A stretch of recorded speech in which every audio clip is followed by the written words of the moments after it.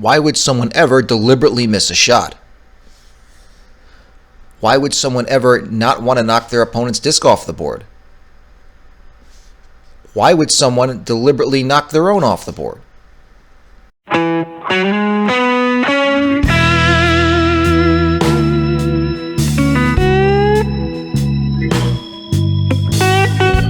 Hey everybody, welcome to our second video of our Crokinole 200 series. In this episode, we're going to build off our last video that focused on situational awareness, and we're going to branch on into strategies and the applications thereof. It's said that only fools learn from their mistakes, wise men learn from the mistakes of others. So that's what we're going to do today. We're going to look at a bunch of video clips and try to dissect the strategies they used effectively and ineffectively. We're going to focus on When we focus on errors, we're going to focus on errors in strategy, not necessarily on errors in execution. Everyone makes mistakes. We're going to be focusing on were they aiming for the right object or not. The proper understanding of this subject is an absolute prerequisite for being competitive in the game. This is what Andrew Hutchinson and Jeremy Tracy had to say about it. Thinking out loud, one of the challenges with that is so much of how the round goes is strategy. And I don't know how, all right, on a scale of 1 to 10, how strong is your strategy?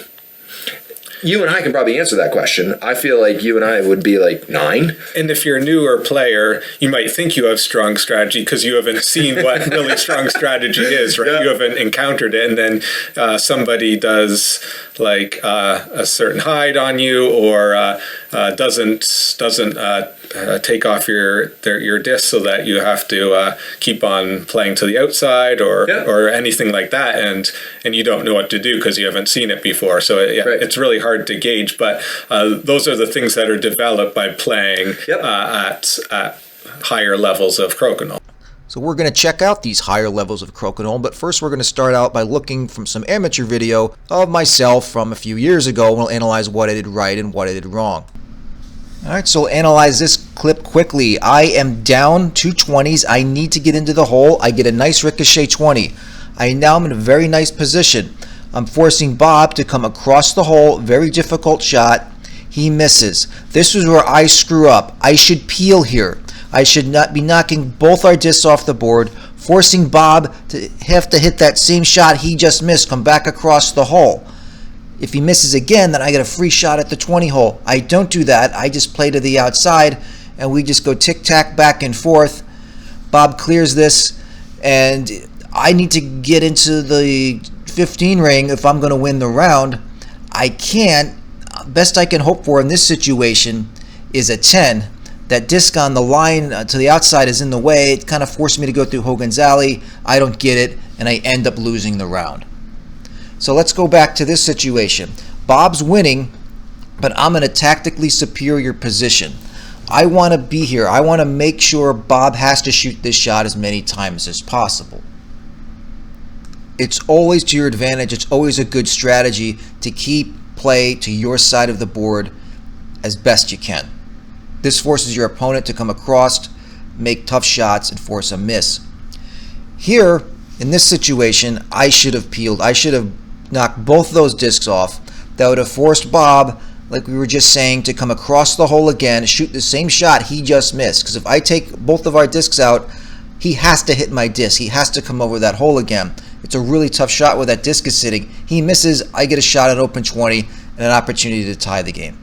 So that was a great demonstration by me of how not to execute the strategy. Now we're going to watch Danny from Brooklyn Crokinole Club do this the right way. So now we'll see the strategy properly applied by Danny on the left with the pink disc against Mark, who he's down 2 20s to. Just a few discs remaining in the round. So here he goes. He shoots. He hits and sticks. That's not going to help him. Mark's going to stay to the outside. Danny needs to peel. That's a peel. That forces Mark to come all the way across the house over that hole. Very difficult shot. He missed just like Bob does. Now Danny has an open opportunity for a 20. He nails it. That's great. Mark has the exact same shot again. Again, really hard shot. He misses it. All Danny now needs to do to win is hit a 20. He misses the 20. Stays in the 15. He ends up tying the round. That's an example of how to generate offense from nothing. You have to force your opponent back onto your side of the board, force them to miss, and generate an open 20 opportunity. Now we're going to look at a defensive strategy against the peel. This clip is from the 2023 Aircon Championships over in UK. Mike Ray in the blue disc is up 220s. He knows the only way he's going to lose is if he lets his opponent force him back into the center 15 ring and give him a chance for a 20. So let's see his strategy here and how he works this out.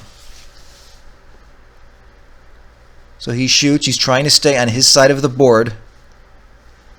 Curry loses his disc a little bit, and instead of knocking his opponent's disc off, which would be the instinct, he leaves it on. That ensures he still has another disc to shoot at instead of having to be forced back into that 15 ring. And he ends up winning the round. In order for Curry to force Mike back into the center, he'd have to perform a double peel. And now we'll look to Jeremy Tracy to see what a double peel looks like. Sticking with the defensive theme, sometimes you are forced into the center. I'll go back to my match with Bob here in a different round. I have the hammer. I'm winning on the board. I don't want anything to do with that 20 hole. But I am being forced into the center. Technically, I guess I could just ditch it, which wouldn't be bad. But here, I'm just trying deliberately to stay away from the hole. That's called a Conrad, when you come to the center but try to stay away. And I'm just looking at all these different angles, how I can at least touch the 15 line, but not give Bob any opportunity to get into that 20 hole. And this was an example of a successful strategy doing that. I ended up taking that round. The next one we'll look at is from Hutchinson and Ryman. Now this is from this year's World Championships. This is the final match. These two guys are excellent players, two of the best in the world. Andrew, of course, starts with an open 20, and typical of these high-end matches usually starts with a bit of a 20 race as they continue to trade back and forth. Eventually, not always, but somebody eventually misses. And that's when the strategy part ends. Now, Andrew is up a 20. He doesn't have the hammer. He doesn't need another 20 to win. So he just hits and rolls away. He wants to stay away from the hole. And that's going to be his strategy through the rest of the round. Connor, on the other hand, is going to need to generate a 20 to try to tie it up. So he wants to get his disc close to the hole, or to force Andrew to leave his disc close to the hole so he can generate a 20 opportunity. So Connor again wants to stay in the house. Andrew wants to stay away. He needs to clear the disc. And this is the challenge, to clear the disc and stay away from that hole. He hits it too hard. So it's like it's an error in execution rather than error in strategy. He had the right idea, but it just goes to show you it hit a little bit too hard. Slight error can ruin your day. So Connor ties it up, and now the only opportunity Andrew's going to have is to get back into this 20 race and win the 20 race with Connor. So they're all tied up. Connor has the advantage because he has last shot. Andrew just misses. All Connor has to do is clear or demote, and he wins the round. This goes to show you how dangerous these guys can be at the top level if you need it anywhere near the hole. This next match, again from the World Championships, we got Extra Pint Toledo's Travis Keener and former champion Ray Kappas. And this round is filled with a bunch of crazy strategy decisions here. We'll try to analyze this. This is a pretty wild round. As it starts out, Travis is going to tie this up. Here's where things get interesting. Kappas hits and sticks. Now, Travis has the opportunity to hide, like we were talking about before.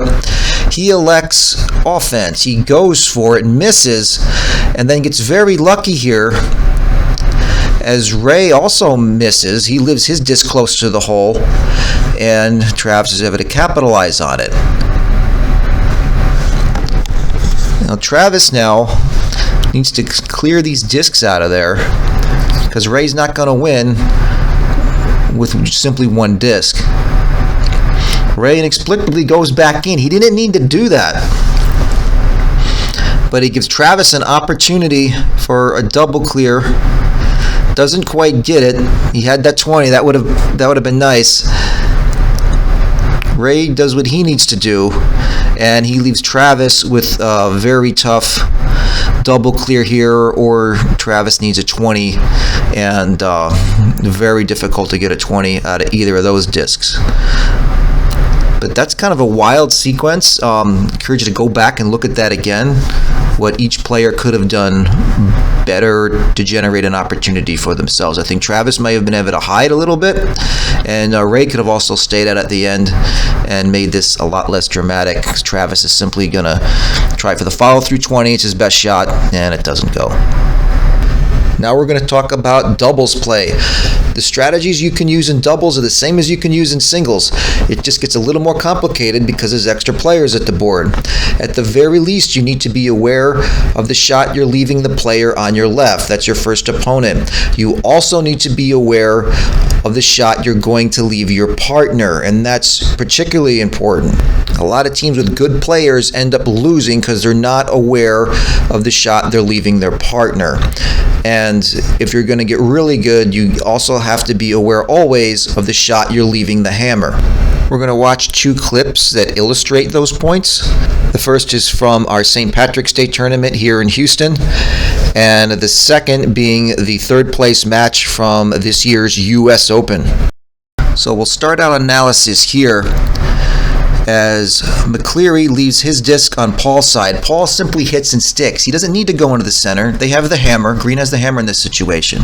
But you see where he leaves his disc. He's not leaving a shot for Justin. He's leaving an opportunity for Chris to his left in the red shirt to just hit and stick right there and leave the guy to his left, Justin, having to go through the house to clear the disc. Mark is just baiting him again. He's just going to put that right in front of Paul. Paul knows they want to get into the center, so he just, again, stays to the outside. That's the right strategy. But where he left his disc, he's setting Chris up really nice for a hide. And Justin has to go through that house. It's kind of, that disc is sitting in the spot where he almost has to go over the hole. He doesn't really want to, so he's taking an angle on it. And it's a tough shot, and he ends up peeling, and that gives Mark the opportunity for the 20. So right there, Mark and Chris executed good strategy to produce a 20. Paul had the right idea here, staying out of the center, but he forgot to look across the board and remember what kind of a shot he was going to leave for his partner. He should have kind of drifted out to the sides toward the quadrant lines. That would have gave Justin an easier shot so he wouldn't have to go across the house. What you're about to see now is an absolute masterclass in the correlation of all these concepts we've been talking about. We're going to watch Jay and Magic Mike, Irish Steel, take on the Crocodiles, Ron Langle and Paul Braubacher, at the 2023 US Open. We'll watch the clip twice, first as it happened, and then we'll go back and analyze it. Square doesn't get it.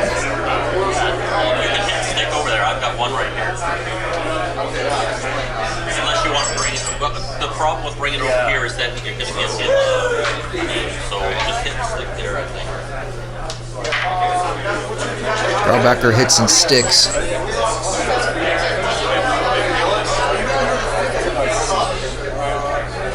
Doesn't leave a whole lot for Irish Steel here as they figure out a way to get into that house.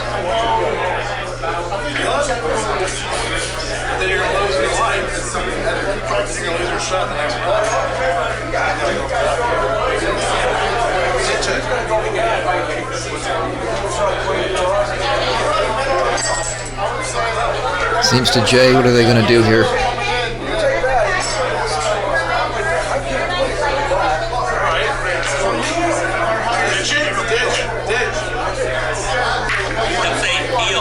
As Jay ditches the shot. A risky strategy by Irish Steel. They're going to try to set up Mike for a ricochet 20.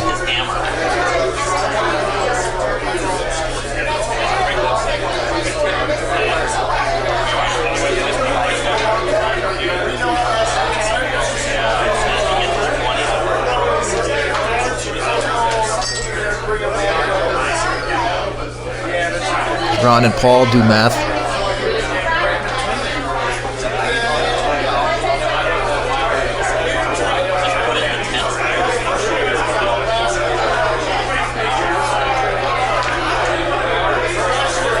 Ron rolls away to the other side. Magic's going to attempt to roll in here. This is what they said they were trying to set up. Oh, and he gets it! The gamble pays off. Paul with the chance to just negate it. Comes up short. We're tied in the hole with the hammer now. Jay simply hits and sticks.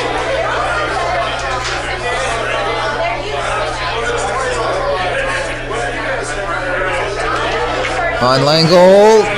Oh, he just rolls out of the house. Irish Steel needs to clear that disc in the 15 out and stay in to win by 5.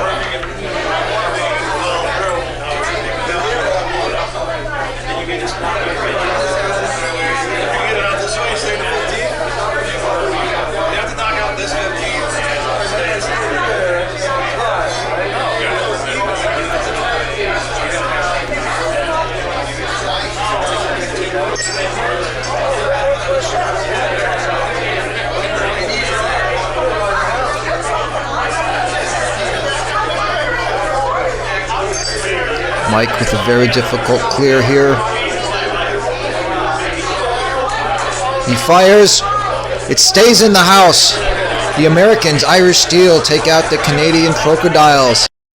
Okay, let's walk through what we just saw there in that crazy sequence of events. Right now, Irish Steel is down. They need a 20 to get back in this match. They have the hammer. Mike in the bottom right has the hammer. But they're not going on the board. They need to manufacture 20 somehow. Paul just hits and sticks to the outside, doesn't give Jay a shot into the 20. Jay and Mike, like, how do we get into the 20 hole? Jay can't get in there. Mike can right now, but if he just hits that pink disc off, he won't be able to get in because Ron Langle up top is just going to knock off that black disc. Mike's going to have to come all the way across the board. He can't get in, and the game's over right now. So this is where you have the unorthodox strategy, the option of ditching your shot, simply not shooting, because that's going to force Ron Langle to make an alternate shot. He's going to have to hit that black disc at the top of the board and leave that pink disc there. So that's going to set up Mike. That's the idea. That's the only opportunity Irish Steel has to come back. So Jay ditches his shot there.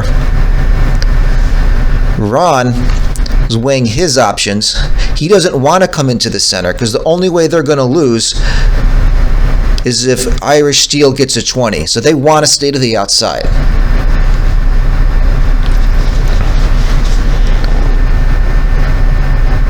So they talk about it a bit.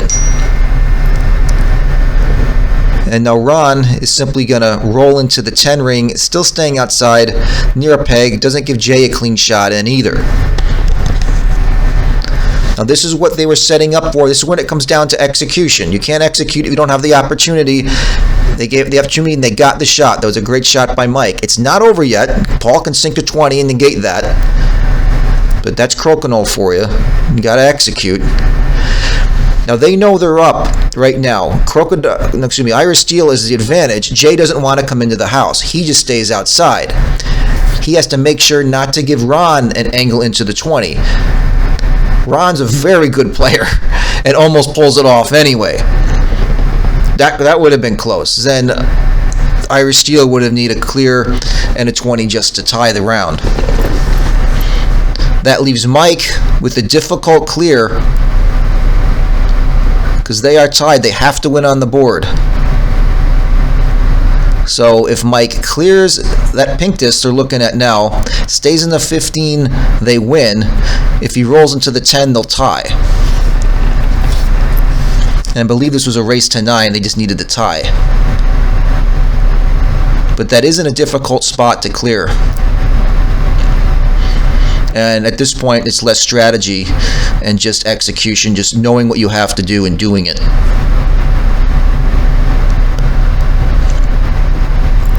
And Mike got it, stayed in the 15. So that was an amazing round. So I think that's it for this video. I hope we did a good job at showing you some strategies and techniques you can use to both manufacture a 20 or defend against one. There'll be links in the description to most of the full matches of the clips we used today. We're also putting in there a link to Jeremy Tracy's video on when to peel and Justin Slater's video on board control. Both of those are excellent videos and are both a must-watch for anybody's interested in competitive crokinole. As Andrew Hutchinson said, the only way to really get better at this is to keep playing higher levels of crokinole. Your brain will get it eventually. After all, what we refer to as strategy, the simultaneous understanding and application of all the rules of the game at the same time. The longer you play, the better and quicker your instincts will become. So get out there, keep playing, and we hope to see everybody at the next US Open.